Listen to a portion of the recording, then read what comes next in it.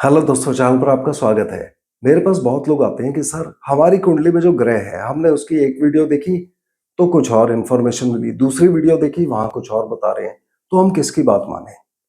तो दोस्तों, इसके लिए मैं आपको बहुत ही इंटरेस्टिंग कंसेप्ट आज बताने वाला हूँ, सूर्य और मंगल की युति के साथ। अब जब भी हम किसी भी चीज को समझना चाहें, हमें उसे रोजमर्रा की जिंदगी से जोड़ना है। जैसे सूर्य और मंगल की हम बात करते हैं, तो जब हम पूछते हैं किसी को कि सूर्य क्या है, क्या दर्शाते हैं, तो वो बोलेंगे पिता को दर्शाते हैं, गवर्नमेंट को दर्शाते हैं। मंगल किसको दर्शाते हैं? भाई को दर्शाते हैं, मसल्स को दर्शाते हैं, हनुमान जी, लाल रंग। मगर इससे हमें समझ क्या आता है? कुछ नहीं। मगर आप डे टू डे लाइफ में देखिए, जब आप सूर्य को देखते हैं तो हम देखते हैं हर रोज सूर्य उगते हैं, तो सूर्योदय के समय उसमें लाल रंग होता है। और सूर्योदय की जो किरणें होती हैं वो अच्छी मानी जाती हैं, और वो लाल रंग भी अच्छा होता है। लाल रंग मंगल देवता का होता है, यानी कि उस समय सूर्य और मंगल एक साथ हैं। अब जब सूर्योदय हो रहा है तो चंद्रमा को क्या हुआ कुंडली में? दुनिया में जब हम चंद्रमा को आसमान में देखते हैं, सूर्योदय होता है तो चंद्रमा की ताकत कम होती जाती है धीरे धीरे।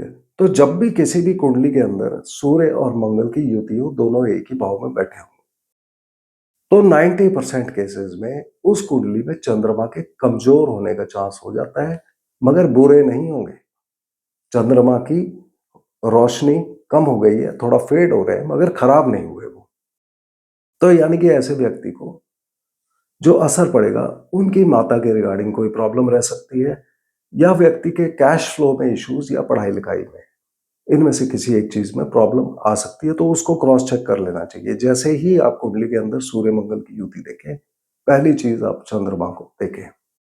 अब हमें यहाँ ये भी याद रखना है कि मंगल की दो राशि होती हैं, नंबर 1 और नंबर 8, यानी कि मेष राशि और वृश्चिक राशि, यानी कि एरीज और स्कॉर्पियो।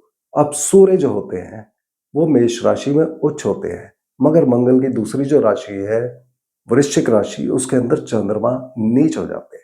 तो ये बात हमें याद रखनी चाहिए। इसका मतलब मंगल के साथ सूर्य के जब भी अच्छे प्रभाव आएंगे, सूर्य के ऑलमोस्ट जैसे कि उच्च प्रभाव आते हैं वैसे ही आएंगे, बहुत अच्छे। मगर अब सूर्यास्त भी होता है जिसमें वो लाल रंग अच्छा नहीं होता, और सूर्यास्त की किरणें भी अच्छी नहीं मानी जाती। यानी कि मंगल खराब भी हो सकते हैं, मंगल का लाल रंग भी मटमैला सा होता है शाम को। तो यानी कि मंगल अच्छे या बुरे हैं इस कुंडली में, इस पर डिपेंड करेगा कि ये सूर्य और मंगल की युति अच्छी है या बुरी है। सबसे पहले, यदि इनकी युति अच्छी है तो हमको अपनी फैमिली के मेंबर्स के साथ आप जोड़िए। सिंपल। सूर्य के लिए पिता, मंगल के लिए भाई। किसी भी फैमिली के अंदर अगर पिता और भाई इकट्ठे हो गए तो परिवार क्या होगा? बहुत ताकतवर हो जाएगा। उसी तरह से कुंडली के अंदर भी अगर सूर्य और मंगल एक साथ होंगे तो कुंडली वाला ताकतवर होगा, अपने दुश्मनों को ये हरा देगा। सूर्य यहां इसको बेनिफिट देंगे। उच्च सूर्य का मतलब पिता से इनको फायदा, गवर्नमेंट से इनको फायदा, इनकी पर्सनालिटी अच्छी होगी, बोलने चालने का ढंग अच्छा होगा, लोगों को इंप्रेस करेंगे। मंगल अच्छे होंगे तो फिजिकल ताकत, हनुमान जी की तरह व्यक्ति ताकतवर, मसल्स उसकी अच्छी होंगी, भाइयों से इनको लाभ होगा। साथ ही ऐसे व्यक्ति की उम्र बहुत लंबी होगी। मगर यही जब सूर्य डूब रहा हो, मंगल ताकतवर ना हो, मंगल खराब असर दे रहे हो कुंडली के अंदर, तब क्या होगा? सूर्य जब डूबते हैं तो शाम के वक्त अंधेरा छाने लगता है। अंधेरे में क्या होता है? सबसे पहले हमको दिखना कम हो जाता है। यानी कि खराब असर में ऐसे व्यक्ति की आंखों में प्रॉब्लम हो सकती है, या इसको नजर की प्रॉब्लम हो सकती है। नजर मतलब जब हम ठीक से देख नहीं पाते अंधेरे में, तब हमें गड्ढे में गिरने का डर होता है। यानी कि दुनिया में ऐसा व्यक्ति दूसरों को हो सकता है नजर से ठीक से पहचान ना पाए, और उसको दुनिया के लोगों से धोखा मिलने का चांस बहुत ज्यादा हो जाता है।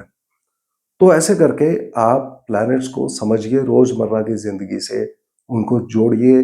याद रखिए, रटने से हम समझ नहीं पाते हैं, मगर समझ गए तो ऑटोमेटिकली रट जाता है। और यही बातें मैं अपने स्टूडेंट्स को भी बताता हूँ जो मेरे पास कोर्स करते हैं। तो इसको आप जितना सिंपल रखेंगे, उतने ज़्यादा रिजल्ट्स आपको मिलने लगेंगे।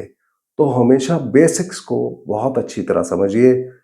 एडवांस में उतनी जल्दी जाने की ज़रूरत नहीं होती है। तो अगले वीडियो में हम फिर मिलते हैं, तब तक के लिए धन्यवाद।